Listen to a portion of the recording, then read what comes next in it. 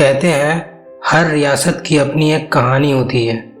कुछ कहानियां ज़मीन पर लिखी जाती है, कुछ आसमान में बादलों की शक्ल में, और कुछ आंसुओं से जो कभी ज़मीन तक नहीं पहुंचते। यह कहानी है विरामगढ़ की, एक ऐसी रियासत जहां पिछले 12 सालों से बारिश नहीं हुई थी।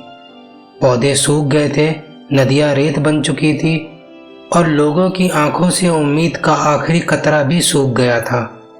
कहा जाता था जिस दिन राजकुमारी मुस्कुराएगी उसी दिन बारिश होगी, लेकिन वो मुस्कान कभी लौटी ही नहीं। महल की दीवारों पर धूल जमी थी।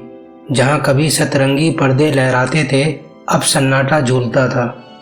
राजकुमारी अमारा महज 19 साल की थी, लेकिन आंखों में उम्र से ज्यादा उदासी थी।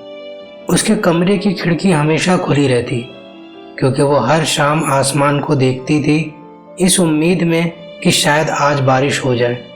लेकिन बारिश नहीं होती थी, क्योंकि अमारा नहीं मुस्कुराती थी।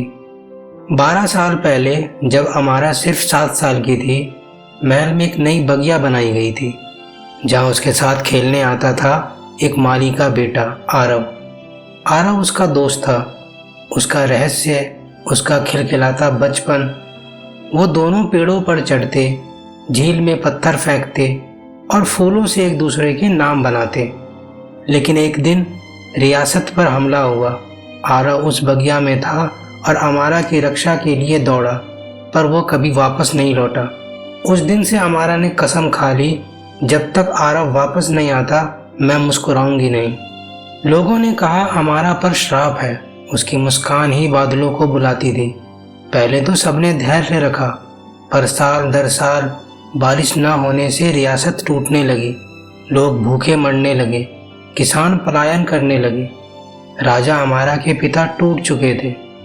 एक दिन उन्होंने अपनी बेटी से कहा, बेटी, अगर तेरे मुस्कुराने से मेरी प्रजा बच सकती है तो तू क्यों नहीं मुस्कुराती? अमारा ने सिर्फ इतना कहा, पिताजी, कैसे मुस्कुराऊं जब मेरी आधी रूह जमीन के नीचे सो रही है। एक रात जब पूरा महल नींद में था, महल के द्वार पर एक बूढ़ा साधु आया। उसने कहा, राजकुमारी की मुस्कान को वापस लाने के लिए तुम्हें एक ऐसा काम करना होगा जो कोई नहीं कर सकता। तुम्हें उस आत्मा को ढूंढना होगा जो उसके आंसुओं में कैद है। राजा ने घबराकर पूछा, कहाँ मिलेगा वो?